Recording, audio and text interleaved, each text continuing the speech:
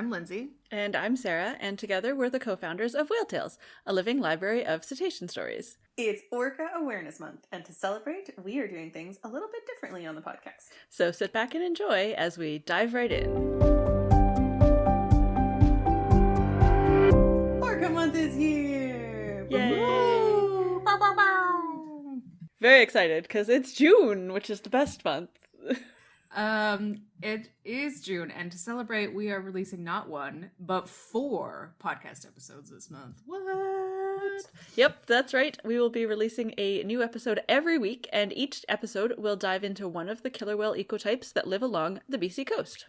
These episodes may be a bit shorter, as we won't be including the fun flipper fact, whether the fact or the song. Aww. And our storytelling segments won't be here this month either, but we don't want you to worry. They will all come back come summertime. Hooray! So let's get started with a bit of a lay of the land ocean. Oh, boy. You're so funny. Thanks. As you may know, there are technically 3 different killer whale ecotypes that call the coast of BC their home for at least a part of the year: residents, bigs, and offshores. Each ecotype is genetically and culturally distinct from the other 2. And if you have listened to previous episodes of our podcast, you know that we have very strong feelings about the fact that the ecotypes, not just the 3 that live here in British Columbia, but really all killer whale ecotypes, should really be considered different species by now. But they aren't. And you don't need to listen to us rant about that again. So, the end.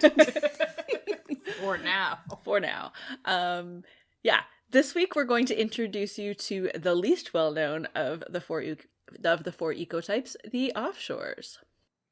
So, offshore killer whales were first seen in British Columbia in 1979 off of Haida Gwaii, but it wasn't until the late 1980s that they were described as a separate ecotype. As the name implies, the offshores tend to occupy the water around the continental shelf, though, like other names of the killer whales off of BC, they are changing slightly and are increasingly being spotted close to shore. In 1992, a large group of 75 offshore killer whales appeared near Victoria, which was quite intense, caused quite a stir, but sightings of these animals are still pretty infrequent. Yeah, I've never seen them. Neither. Sad. Sad pandas. Someday. Orcas. One day. Sad sea pandas. They are the smallest of the 3 BC ecotypes, growing up to about 6.7 meters or 22 feet long. And they have a more rounded, blunt appearance to their dorsal fin. And there's also less sexual dimorphism between the sexes, which means there's sort of less of a pronounced difference between the male dorsal fins in particular being super big and the females being little. I mean, they're not really little, but the males much smaller. Yeah, so there isn't as much of a size difference between males and females in the offshores as there are with the other ecotypes.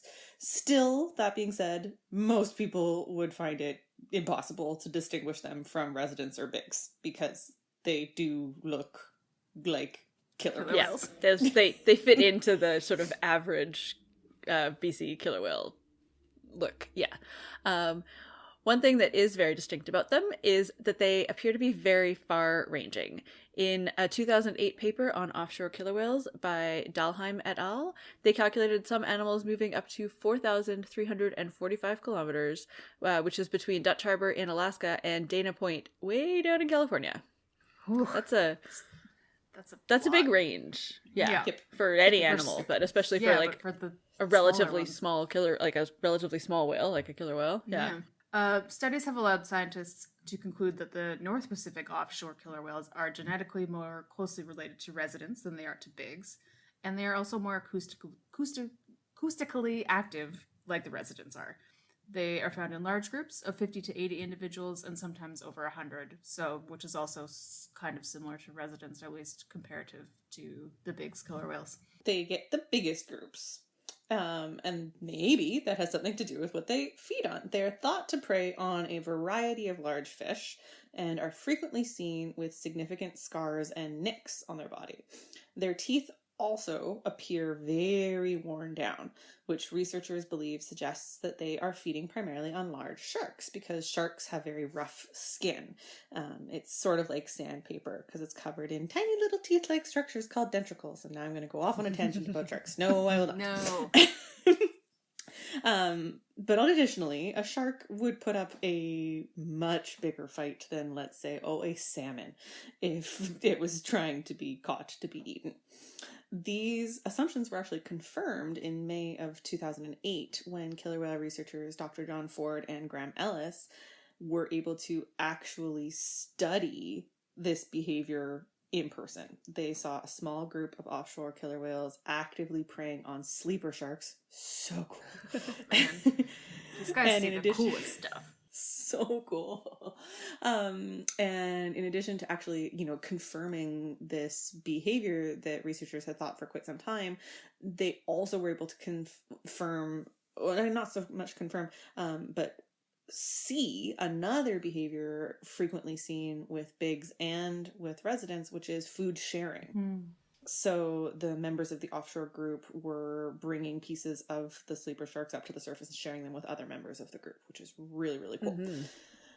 Sleeper sharks have huge livers. It can account for up to 80% of their total body weight, which is actually fairly common for almost all sharks. Mm-hmm. Their liver is sort of their buoyancy organ. It's what helps keep them afloat in the water.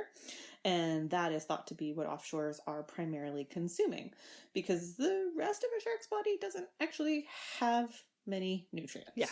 Based on photo identification, which is one of the many tools that has been used for many, many years now with the killer whales off of our coast, scientists believe that there is a minimum of 280 offshore killer whales living off the coast of British Columbia, with approximately 130 mature, reproductively capable individuals. So, I mean, that seems like there's a pretty growing population, but I think also the 130 mature is like individuals that are for sure reproductively active. These numbers were assessed as threatened by the Committee on the Status of Endangered Wildlife in Canada, or COSWIC, in 2008, and then they were listed as such in the Species at Risk Act in 2011.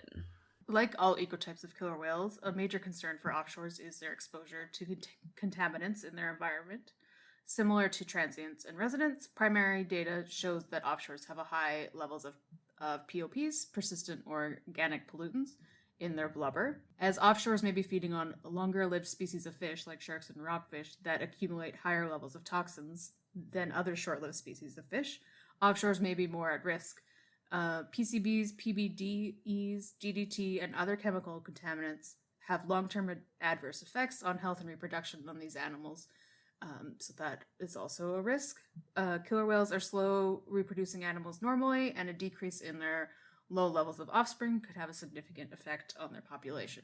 Spoiler alert for more episodes coming up soon. Also of concern for offshore killer whales is the potential hazard of oil spills. Offshores, possibly more than either residents or bigs, have habitats that overlap with major shipping lanes because they are offshore, which makes them more likely to encounter a toxic spill. Their observed behavior of traveling in large groups could also mean that a spill would be disastrous because it would affect such a large percentage of their population all at once. So to help mitigate this threat, all of us can reduce our use of oil and the demand for oil products by making sure that we are doing all of the things that we all know to try and reduce our oil consumption. Trying to carpool, use public transit, bike, walk. It was a beautiful day today here, but that means nothing because the weather can change. So just doing your part to buy local products whenever possible, conserve energy in your home throughout the year, and just trying to ultimately use the fewest oil-based products that we can. And that is offshore killer whales. Before we go, we want to take a quick moment to tell you about one of the ways you can support our podcast and everything we do at Whale Tales. We just released a new logo for our podcast. Oh, if you haven't seen it, it's very cute. It is an orca listening to headphones through its lower jaw because we are science nerds, and that is very definitely how a killer whale would use headphones. We love it so much, and we hope that you do. If you would like to get some merch with that logo on it, you can go to our website, whale-tales.org, and we'll have the links there, or we'll have a link directly in the show notes as well. It is awesome. We love it. We would also really love to hear your thoughts on this episode, or of course any episode that we've had. So please visit our website, whale-tales.org, and find links to our various social media handles so that you can drop us a line. You can also tweet at us directly. I am FHG07, Sarah is Sarah K. Given, no H, and Nicole is Nick F. Can, CANN. You can also head to our website to subscribe to the podcast, check out the merchandise that I mentioned, learn more about supporting us and becoming a patron, and read over 1,100 whale, dolphin, and porpoise stories. That's whale-tales.org. Tales like the story, not tales like the animal.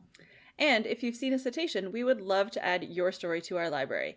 Click the share link on our website, contact us on social media, whaletales_org on Instagram, or whaletales.org on Facebook and Twitter, and you can email us a voice memo and tell us all about your incredible encounter. Finally, we want to acknowledge that we recorded today's episode on the unceded territories of the Coast Salish peoples and the Musqueam, Squamish, and Tsleil-Waututh nations, as well as the homelands of the Tsawwassen First Nation. We will be back next week with another BC Orca ecotype, but for now, thanks again for listening and for supporting us, and we hope you have a whaley great day.